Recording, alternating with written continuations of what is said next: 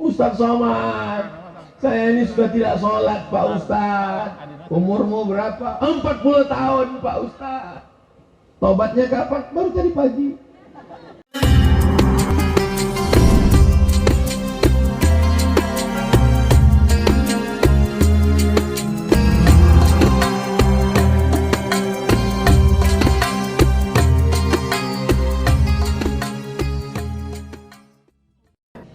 Insya Allah semua yang hadir ini adalah orang-orang yang selamat dari neraka sakor.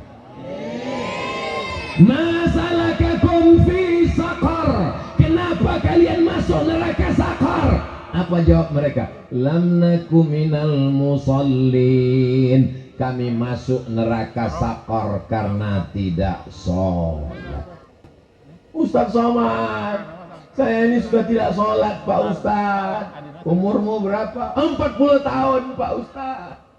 Tobatnya kapan? Baru tadi pagi. Mudah-mudahan diampunkan Allah semua silap salah dosanya. Adapun sholat-sholat yang lalu diqadanya, sepakat 4 mazhab. Hanafi paling tua, Maliki nomor 2, Syafi'i nomor 3, Hambali nomor 4 mengatakan sholat yang lalu mesti diqadha, mesti diganti. Makanya kalau kita mau selamatkan anak-anak muda kita, remaja kita, remaji kita, kita ingatkan dia sholat. Kamu kenapa nggak sholat? Bapak saya nggak sholat. Oh,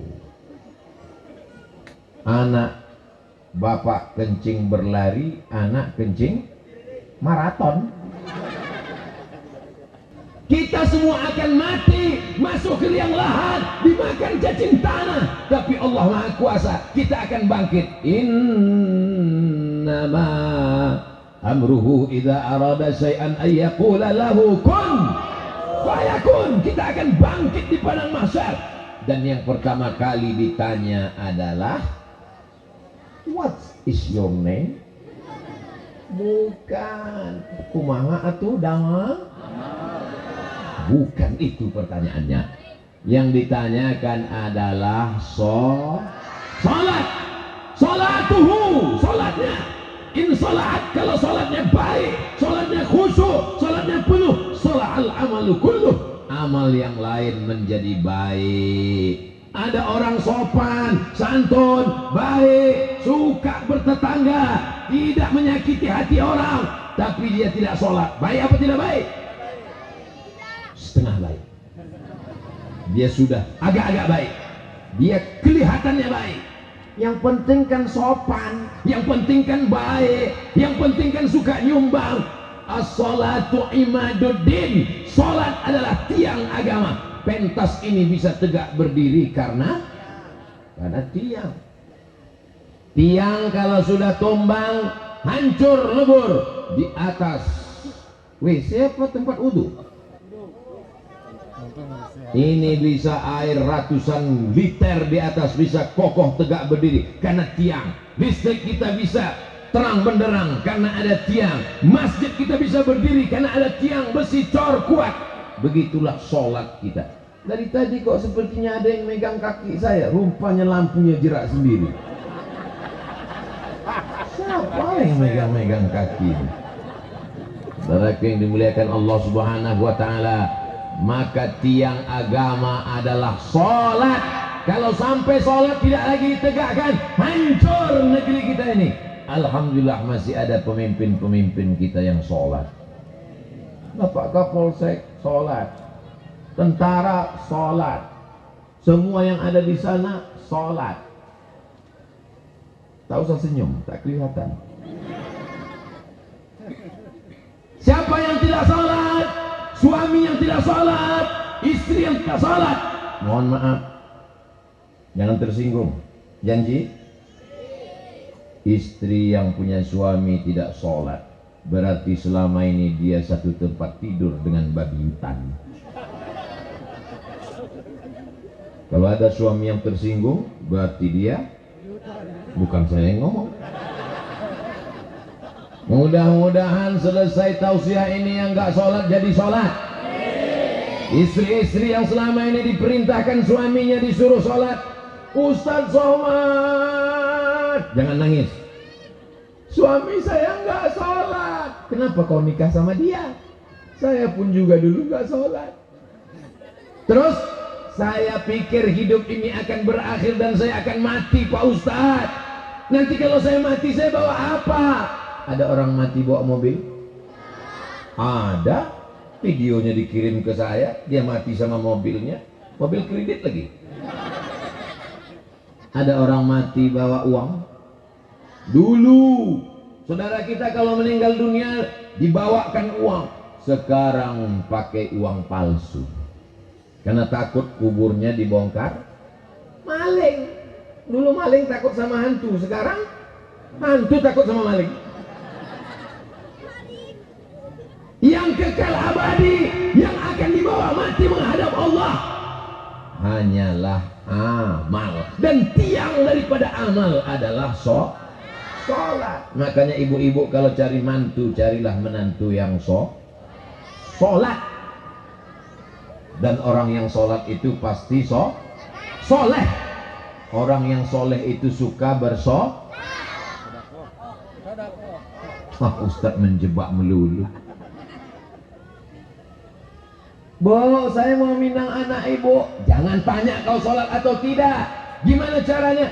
Kamu datang nanti ke rumah saya hari Jumat jam 12 siang. Kalau dia datang hari Jumat jam 12, diterima apa enggak?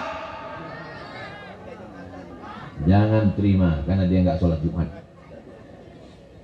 Tapi kalau Abdul Somad yang datang jam 12, diterima apa enggak? Diterima, dia musafir, sholat zuhur.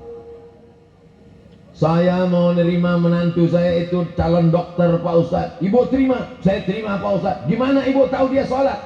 Saya tes, Pak Ustadz. Besok datang ke rumah saya jam 12 ya. Apa jawab dia, Bu? Kata dia, mohon maaf Bu, saya nggak bisa datang jam 12, meleset dikit jam 2 karena saya mau sholat Jumat. Langsung saya terima, Pak Ustadz. Tapi ini tidak bisa lagi dipakai karena soal sudah bocor. Mudah-mudahan calon mantu ibu orang yang sholat. Calon mantunya kaya, punya mobil 3, diterima apa enggak?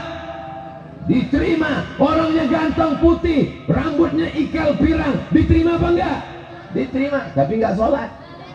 Jangan terima dia. Kenapa? Kan yang kekal abadi. Sedang Allah aja dia bohongi. Allah yang menghidupkan dia, Allah yang memberi dia rezeki, Allah yang membuat dia ada di dunia, dikhianatinya.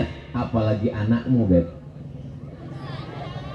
Sedang Allah aja dia khianati, apalagi kamu. Maka tiang pertama yang menjadi standar adalah sholat. Emangnya Ustadz ngomong begini, kami ini nggak sholat? Karena mereka ini sholatlah maka datang pada malam hari ini. Betul? Kalau nggak sholat nggak mungkin dia datang, nggak mungkin dia kenal Ustadz Abdul Somad.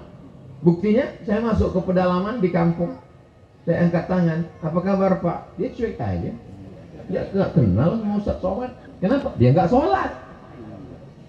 Insya Allah semua yang hadir ini adalah orang-orang yang selamat dari neraka sakor. Masalakakum fi sakor. Kenapa kalian masuk neraka sakor? Apa jawab mereka? Lam naku minal musallin. Kami masuk neraka sakor karena tidak sholat. Ustadz Somad, saya ini sudah tidak sholat, Pak Ustadz. Umurmu berapa? 40 tahun, Pak Ustadz. Tobatnya kapan? Baru tadi pagi. Mudah-mudahan diampunkan Allah semua silap salah dosanya. Adapun sholat-sholat yang lalu diqadanya, sepakat 4 mazhab. Hanafi paling tua, Maliki nomor 2, Syafi'i nomor 3, Hambali nomor 4 mengatakan sholat yang lalu mesti diqadha, mesti diganti. Makanya kalau kita mau selamatkan anak-anak muda kita, remaja kita, remaji kita, kita ingatkan dia sholat. Kamu kenapa nggak sholat? Bapak saya nggak sholat. Oh, anak bapak kencing berlari, anak kencing maraton. Kenapa anak-anak ini bisa datang ke masjid? Karena bapaknya membawa dia ke masjid. Maghrib tadi ramai, ramai. Isya'nya ramai, ramai. Dari maghrib ke isya' ada ngaji baca Quran di masjid. Saya kalau mau buat pengajian di masjid, saya buat setelah maghrib.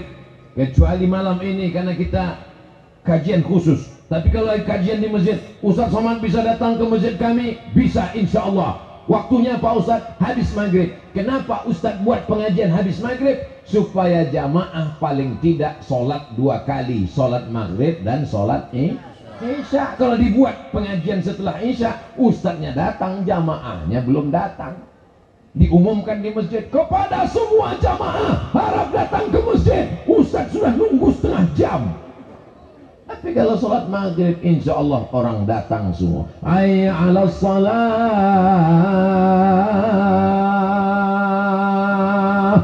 Datang semua sholat maghrib. Habis maghrib 45 menit pengajian. Habis sholat isya, Anda bertanya, Ustadz menjawab. Kirimkan pertanyaan ke nomor WhatsApp berikut ini.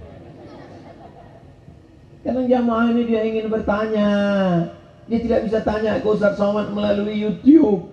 Dia mau langsung bertanya. Maka kita fasilitasi di dalam masjid, supaya tidak pembicaraan itu pindah ke warung kopi. Perbicaraan yang di masjid. Buktinya kenapa hari ini kita tidak di dalam masjid. Kita tidak bisa masuk ke masjid. Kalau sampai orang sebanyak ini masuk ke masjid, ini meledak Masjid An-Nur. Maka dibuat di sini supaya lapang terang benderang. Tapi insya Allah rahmat masjid sampai kepada kita semua, insya Allah. Sab'atun yuzilluhumullah, 7 golongan yang akan mendapatkan naungan Allah. Yauma la zilla illa zilluh. Hari itu tidak ada tempat bernaung, tidak ada tempat berlindung, tidak ada tempat selamat dari panas terik matahari. Ini tenda punya masjid apa disewa? Disewa. Yang punya tenda kalau meninggal bawa tenda nggak? Penyewaan tenda, mati nggak bawa tenda.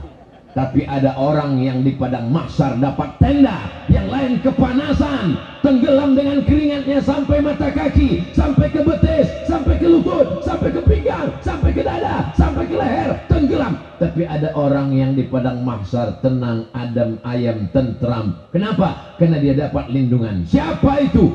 Rajulun qalbuhu mu'allaqun fil masajid. Orang yang hatinya tergantung di, kok di mall? Ada orang yang hatinya tergantung di masjid. Dia jadi polisi, dia jadi tentara, dia jadi TNI, tapi hatinya di. Beda kalau orang dalam masjid hatinya di mall. Begitu salam, Assalamualaikum warahmatullahi wabarakatuh, Assalamualaikum warahmatullahi wabarakatuh. Karena badannya di masjid, hatinya. Hidup ini tergantung hati. Ala fil jasadi mudghah, ketahuilah di dalam dirimu, di dalam badanmu, di dalam tubuh ada segumpal. Idza salahat, kalau yang segumpal ini baik, maka dia menjadi baik. Dari ujung rambut sampai ujung kaki menjadi baik. Yang segumpal itu berada di dalam masjid. Kenapa? Allah bisa karena biasa. Dari kecil sudah dibiasakan. Subuh ke masjid, zuhur ke masjid, asar ke masjid, isya ke masjid, Jumat ke masjid, duha ke masjid, tahajud ke masjid. Insya Allah inilah anak-anak kita yang nanti akan mendapatkan naungan di padang mahsyar, insya Allah. Bapak ibunya juga dapat, karena bapak ibunya memberikan fasilitas. Ada anak di kampung ini yang dipanggil oleh pengurus masjid pakai mikrofon, kepada Bapak Fulan, jemput anaknya ke masjid karena hujan lebat. Anak-anak yang lain tidak ke masjid. Satu anak ini dipaksa ke masjid, satu-satunya murid yang sampai ke masjid. Inilah yang sedang membawa saya hari ini tausiah ke kampung suka resmi. Oh, dia suka yang resmi-resmi, yang nggak resmi dia nggak suka. Jadi saya ketemu dengan orang yang biasa ngurus band. Tahu band? Bukan mobil. Mengurus band. Pergi ke sana dengan artis, show ke sana, lupa dengan akhirat. Dia pikir akan hidup kekal abadi. Sampai akhirnya saya tanya, gimana ceritanya Bapak Towat ketika saya sedang berada di atas pentas Pak Ustadz? Setelah 6 bulan meninggalkan rumah, tur Sumatera, dari Aceh turun ke Medan, turun ke Riau, turun ke Padang, turun ke Jambi, turun ke Palembang. Akhirnya di tengah pentas itu saya mendengar suara azan maghrib. Allahu Akbar, Allahu Allahu Akbar. Tiba-tiba terbayang di mata saya saat ayah saya menenteng tangan saya, membawa saya ke masjid, meleleh air mata saya. Itulah sebab tobat saya, Pak Ustaz. Dia tobat bukan karena dengar ceramah. Saya waktu dia cerita itu, dalam hati saya, ini dia akan cerita, aku tobat karena dengar ceramah Ustaz Somad. Ternyata bukan. Dia bertobat karena ingat dulu bapaknya membawa dia ke masjid. Akhirnya dia lupa, akhirnya dia lalai, akhirnya dia sibuk, hanyut dengan dunia. Dia tahu kembali jalan pulang karena kenangan dengan orang tua yang luar biasa. Maka bawalah anak ke masjid. Kita tidak bisa suruh anak kita ke masjid, ke masjid, ke masjid, ke masjid. Itu udah azan, pergi ke masjid. Bapak enggak ke masjid. Bapak sudah dewasa. Tidak bisa. Mereka bukan kambing yang kita pukul. Mereka adalah manusia. Mereka meniru, mereka mengikut. Dari mulai gaya bicara kita, sampai cara kita pakai kain, sampai cara kita pakai peci. Kalau miring peci bapaknya, anaknya lebih miring sampai ke telinga. Maka alhamdulillah, saya yakin dan percaya anak-anak yang hari ini, malam ini ke masjid sabar mendengarkan tausiah, ini karena bapak dan ibunya membiasakan diri ke masjid, insyaallah. Amin. Kami yang perempuan ini gimana kalau ke masjid, Pak Ustaz? Katanya nggak boleh ke masjid. Di zaman Nabi, kata Nabi, lebih baik di dalam tempat yang sempit, di dalam rumah. Di dalam rumah ada kamar, di dalam kamar ada tempat, lebih baik. Tapi ada pula hadis lain mengatakan, sebaik-baik sop laki-laki di depan, sebaik-baik sop perempuan di belakang. Hadisnya sahih. Sebaik-baik sop laki-laki di depan, sebaik-baik sop perempuan di belakang. Artinya apa? Ada nggak perempuannya? Ada, maka diatur sopnya. Seandainya perempuan tidak ada, pasti Nabi mengatakan sebaik-baik sop laki-laki di depan, yang perempuan pergi pulang. Perempuan ada masanya tidak boleh ke masjid ketika menimbulkan fitnah. Dialah perempuan yang paling cantik di kampung itu. Kalau dia minum kopi, kelihatan mengalir. Enggak boleh dia ke masjid kalau dia tidak menutup wajahnya, karena dikhawatirkan banyak laki-laki yang masuk paret, masuk ke sungai gara-gara melihat wajahnya. Tapi kalau aman di Palestina, perempuan kalau sampai ke masjid ditangkap oleh tentara Israel. Tapi di desa kita suka resmi, ibu-ibu datang ke masjid, ada tentara Israel yang mau nangkap. Aman, betul. Pesantren dekat, negerinya terang benderang, toko-toko buka, aman. Silakan ke masjid dengan syarat dan ketentuan berlaku. Jangan ke masjid pakai celana sempit, nanti banyak orang yang bogi matanya keluar. Jangan ke masjid pakai parfum yang sampai dia pakai parfum, lewat di depan pintu pagar masjid, hilang bacaan imam di depan. Saking kan harum semerbaknya luar biasa. Sekedar untuk menghilangkan bau badan nggak apa-apa. Jangan gara-gara ceramah Abdul Somad dipotong, jangan pakai parfum. Oh, akhirnya dia lewat semuanya pingsan. Islam itu bukan mengajarkan kita yang bau-bau, yang busuk-busuk. Man akala basalan, siapa yang makan bawang merah, au sauman, makan bawang putih, falyatazil masjidana, jangan dekat-dekat dengan masjid kami. Artinya kita masuk ke masjid dalam keadaan bersih, kainnya sudah bersih, bajunya bersih. Baju Ustaz Somad kok bersih ya? Baru guys. Mereknya apa? Casio. Kasih orang. Sorbannya kok merah? Merah darahku, putih tulangku, Negara Kesatuan Republik Indonesia. Jelas? Itu jawaban formalnya, jawaban resminya. Yang enggak resminya, sorbannya dikasih orang juga. Masa dikasih request, minta, dikasih merah, minta hijau. Banyak kali kemauan kau, kata yang ngasih. Saudaraku yang dimuliakan Allah Subhanahu wa Ta'ala, siap kita bawa anak kita ke masjid?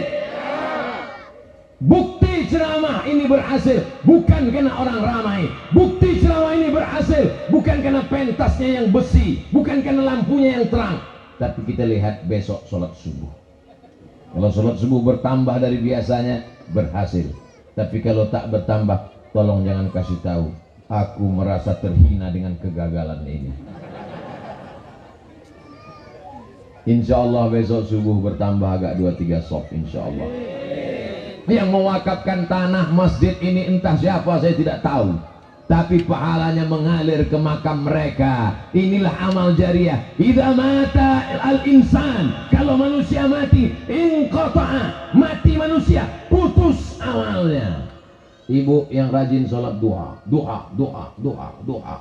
ayatnya wadduha, besok lagi wasyamsi wadduhaha, meninggal dunia.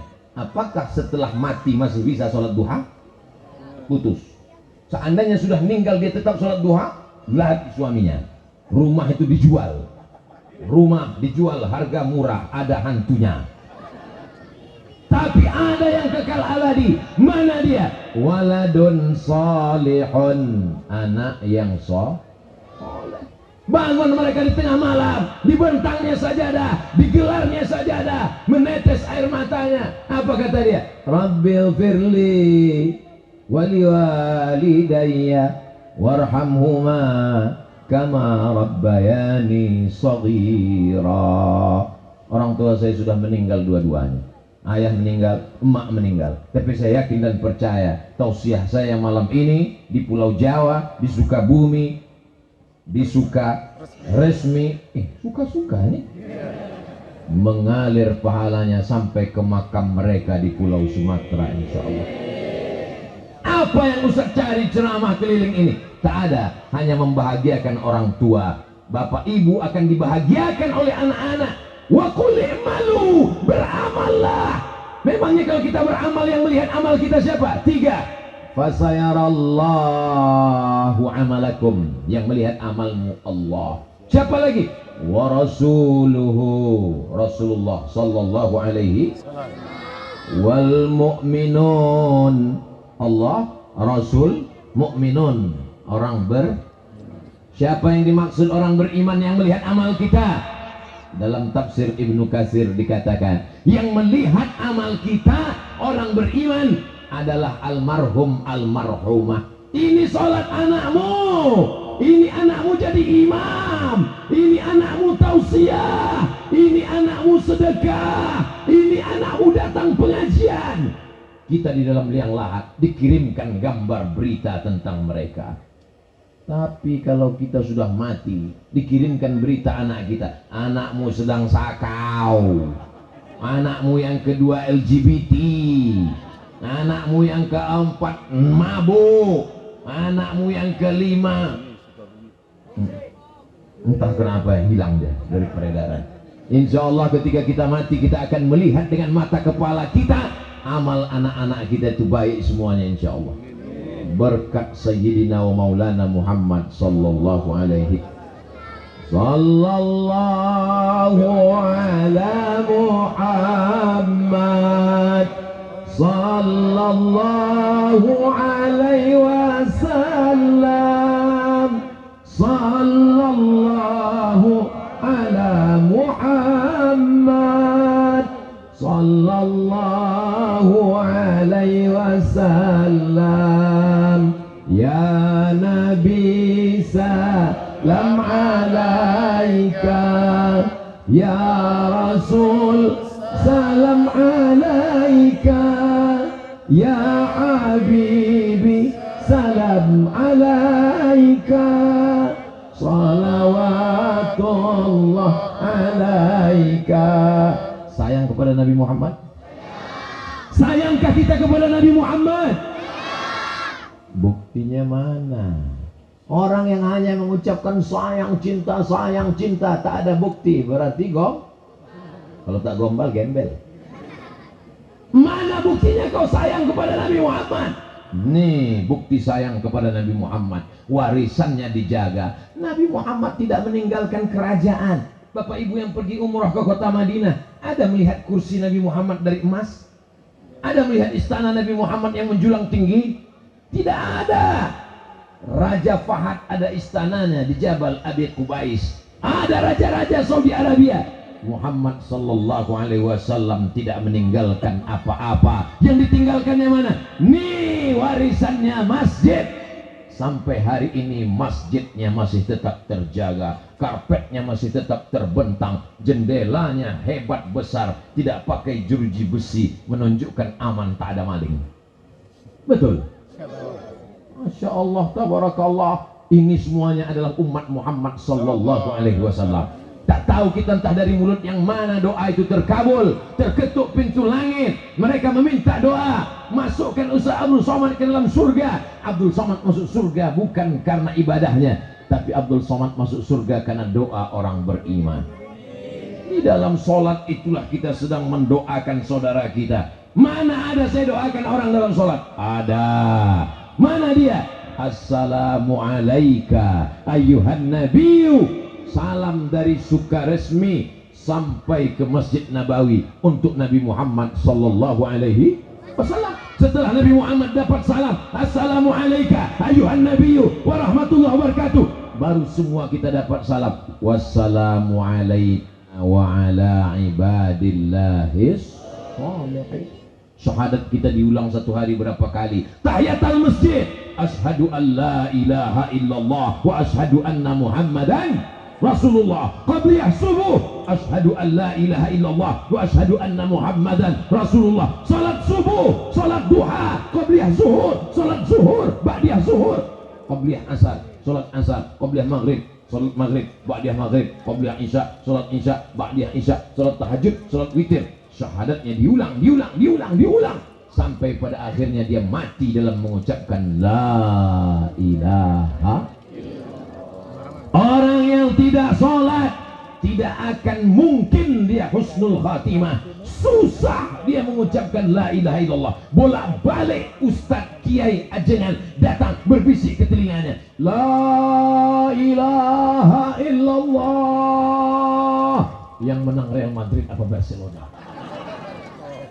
La ilaha illallah. Gimana kelanjutan drama Korea? Apa yang sering kau lihat? Apa yang sering kau pikirkan? Apa yang sering kau tonton? Apa yang sering kau lakukan? Itulah yang akan kau ucapkan nanti ketika mati. Doakan Abdul Somad saat mati mengucapkan la ilaha illallah. Ini anak-anak kita. Kalian dulu waktu kecil diazankan, betul? Kok tahu? Mereka tahu karena dia melihat adiknya saat lahir diazankan oleh bapaknya. Kepala diletakkan di lengan sebelah kiri supaya telinga sebelah kanan. Kalau kepala di sebelah kiri berarti telinga sebelah kanan yang dekat dari mulut bapaknya. Bapaknya pun azan. Allahu Akbar, Allah. Nangis bapaknya. Mertuanya nanya, kamu kok nangis? Ini baru pertama kali azan, Pak. Saking groginya, habis hayya 'alal falah, as-salatu khairum minan naum. Kata bapaknya, itu untuk azan subuh, bodoh. Saudara yang dimuliakan Allah Subhanahu wa taala, ketika lahirnya dibisikkan la ilaha illallah, dan ketika matinya juga dibisikkan la ilaha illallah. Setelah masuk ke liang lahat, ditanam, diratakan kuburnya, lalu kemudian mereka di atas berdoa, ya fulan ibni fulanah, kalau kau nanti didatangi oleh malaikat mungkar nakir bertanya, marabbuka, Allah, man nabiyuka, Muhammad sallallahu alaihi wasallam, ma qiblatuka, Al-Ka'bah, man imamuka, Al-Quran, man ikhwanuka, Al-Muslimun wal Mu'minun. Siapa Tuhanmu? Allah. Siapa nabimu? Muhammad sallallahu alaihi wasallam. Apa kiblatmu? Ka'bah. Siapa imammu? Al-Quran. Siapa saudaramu? Orang yang beriman. Oh, kalau gitu nggak perlu sholat, Pak Ustaz. Terus dihafal aja kunci jawabannya. Kau pikir ini SNMPTN, seleksi nasional masuk perguruan tinggi? Yusabbitullahu alladhina amanu bil qawli tsabit. Allah akan kokohkan ucapannya sesuai dengan amalnya. Orang yang selamat dari azab kubur adalah orang yang sholat. dan orang yang sholat itu akan menjadi soleh. Makanya ibu bapak kalian ketika kalian dalam kandungan, yang mereka doakan adalah Rabbi habli minas sholihin. Mudah-mudahan semuanya soleh, amin. Ada satu ibu-ibu nggak mengucapkan amin. Ibu kok nggak mengucapkan amin? Doa saya sudah makbul Pak Ustaz. Kok ibu tahu? Nama suamiku soleh, tapi nggak pernah ke masjid. Pak Ustaz jangan ngomong gitu. Ada soleh di sini tersinggung. Berarti betul nggak ke masjid. Dipanggil 1 hari 5 kali, nggak mau ke masjid. Diadakan sarapan pagi pakai kopi, nggak juga mau ke masjid. Sampai akhirnya dia tidak ke masjid, tapi dibawa ke masjid. Kenapa? Sholat jenazah. Selama ini sombong, angkuh, nggak mau di belakang imam, nggak mau jadi makmum. Imamnya baik, imamnya nggak marah. Selama ini kau nggak mau jadi makmum, nggak apa-apa. Sekarang kau letakkan di depan imam, jadi jenazah. Kalau dia laki-laki, di kepalanya. Ini kepalanya, di situ nanti kalian jadi imam. Kalau dia perempuan, di pinggangnya. Yang paling afdal kalau meninggal, yang jadi imam adalah anak-anaknya. Mudah-mudahan kalian nanti menjadi imam. Kepada jamaah sekalian, yang paling afdal menjadi imam untuk almarhum inilah anaknya. Kepada anaknya dipersilakan untuk maju. Nggak ada yang maju. Kepada anaknya dipersilakan maju. Nggak ada yang maju. Kepada anaknya dipersilakan maju. Nggak ada yang maju. Nomor teleponnya ada pasti telepon. Ini bapakmu meninggal, biar aja, emang penting. Dilahirkan meregang nyawa, dihamilkan 9 bulan 10 hari. Di Sukaresmi hamil masih 9 bulan 10 hari. Itu yang resmi Pak Ustaz. Disusukan selama 2 tahun, mengalir darah ibu dalam badannya. Ibu tidak minta apa-apa, ibu tidak membelikan mobil yang mewah, ibu tidak mau dibelikan rumah yang besar. Tapi kalau dikasih nggak apa-apa. Yang ibu inginkan hanya sholatkan jenazahku, nak. Pesankan itu ke mereka. Aku tidak ingin kau jadi orang kaya tapi sombong. Betul? Aku tidak mau kau menjadi pejabat tapi tidak kenal Allah. Betul? Nasihat Ustaz mungkin tidak masuk ke telinganya, tapi kata-kata ibu, aku cuma minta satu, nak. Saat aku mati nanti, kau yang mensolatkan jenazahku, kau yang menurunkan jenazahku ke liang lahat, kau yang meletakkan aku di dalam lubang tanah, bukakan kain penutup wajahku, tempelkan telinga, tempelkan hidungku ke tepi dinding liang lahat, ambil bongkahan-bongkahan tanah, bulat-bulatkan untuk menyangga pundakku. Setelah itu kau rapatkan, di atas kau doakan itu, kau bacakan talqinku, kau kirimkan aku Al-Fatihah untuk almarhum almarhumah ayah dan ibu. Al-Fatihah. Kau bawa anak istrimu berziarah membacakan ayat-ayat Al-Quran. Wa in khatimul Quran, kalau dikhatamkannya satu Al-Quran dari Al-Fatihah sampai Anas, fahuwa hasanun, kata Imam Nawawi dalam Al-Azkar, bagus. Andai tidak sanggup, bacakan Yasin. Mudah-mudahan anak-anak kita bisa baca Yasin, amin. Ini sekarang anak-anak petantang petenteng pulang dari kota ke kampung mau ziarah, pakai baju hitam, celana hitam, baju hitam, sendal hitam, man in black, mau ziarah kubur, petantang petenteng, handphone hitam semua, rupanya habis baterai. Sampai di pemakaman langsung buka, langsung cari Quran digital. Mana Quran digital kok hilang? Oh, dapat Quran digital, langsung cari surat yang ke-36, langsung dapat Yasin, langsung cari suara. Mohon maaf Pak, mohon maaf Ma, lagi sibuk nggak sempat baca Yasin, dengarkan aja sendiri. Hari ini kita boleh tertawa, tapi anak-anak ini kalau tidak kita ajarkan baca Quran, tidak kita bawa ke masjid, apa yang diucapkan Abdul Somad hari ini bisa terjadi kepada diri kita. Betul? Na'udzubillah. Kalau Ustaz Abdul Somad mati, anak-anakku dari Sukaresmi mau nggak bacakan Al-Fatihah untuk Ustaz Somad? Masya Allah. Jangan dulu Pak Ustaz, masih ada jadwal 2 hari lagi Pak Ustaz. Setelah itu terserah Pak Ustaz, lo mau mati-mati dah. Jamaah yang dimuliakan Allah Subhanahu wa taala, siap kita jaga salat berjamaah? Assalamualaikum. Betul kiblat di sana? Masih yang lama? Assalamualaikum warahmatullah. Assalamualaikum warahmatullah. Sukaresmi ini di bukit, di gunung atau di laut? Dingin. Memang tiap hari dingin? Bukan karena lantainya basah. Assalamualaikum warahmatullah. Assalamualaikum warahmatullah. Nabi menghadap ke jamaah. Lalu Nabi bertanya, asyahidun fulan, si fulan mana, kenapa tidak ke masjid? Asyahidun fulan, si fulan mana, kenapa tidak ke masjid? Asyahidun fulan, si fulan mana, kenapa tidak ke masjid? La uharriqanna alaihim buyutahum. Mereka yang tidak ke masjid, ku bakar nanti rumahnya. Nabi tidak ada membakar. Nabi itu lembut, rahmatan lil. Nabi lembut, Nabi baik. Tapi dalam masalah sholat berjamaah, kalau sampai masjid kosong, istahwazat alaihimus syayatin. Satu kampung itu kerasukan setan. RT-nya kerasukan setan, RW-nya kerasukan setan, kadusnya kerasukan setan, kadesnya kerasukan setan, gara-gara meninggalkan sholat berjamaah. Saya pernah ceramah ke masjid, saya lihat di masjid itu cuma terdiri dari dua golongan, 7 ke bawah, 70 ke atas. Yang satu nggak bergerak-gerak, khusyuk. Yang satu bergerak nggak berhenti-berhenti. Lalu saya tanya, yang anak-anak mudanya kemana? Sudah diambil warnet. Yang perempuannya di mana? Dibawa pacarnya.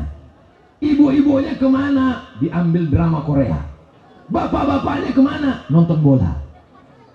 Jadi di masjid itu tinggal dua golongan yang sangat mengkhawatirkan. Kalau ada orang tua ke masjid, wajar. Tapi kalau ada anak muda ke masjid, dan ini kalau disurvei, saya lihat dari wajah-wajahnya, ini sebagian besar anak muda. Ini menunjukkan Sukaresmi ini akan aman dari pergaulan bebas. Amin. Aman dari narkoba, insya Allah. Amin. Ustadz, yang datang ini memang nggak pakai narkoba, yang make nggak datang. Jangan bangga dengan orang yang ramai majelis taklim. Jangan senang dulu dengan yang ramai di masjid. Kenapa? Karena yang belum terbuka hatinya masih banyak. Tapi kita tidak tunjuk orang neraka. Hei, penghuni neraka jahanam. Kita tarik mereka ke masjid. Kalau ada tetangga depan rumah nggak pernah ke masjid, nggak pernah yasinan, nggak pernah tahlilan, yang jahat itu bukan dia. Yang jahat adalah kita. Kenapa tidak mengajak dia ke jalan Allah? Ud'u ila sabili rabbik. Ajak mereka ke jalan Allah. Caranya lembut. Kamu kok nggak pernah tahlilan? Kamu kok nggak pernah ke masjid? Ayo kita ke masjid. Aku nggak mau ke masjid. Nggak apa-apa. Nanti kalau kau mati, kubur jenazah sendiri ya. Namanya self service. Melayani diri sendiri. Mandi sendiri, kain kapan sendiri, kubur sendiri, jadi hantu sendiri.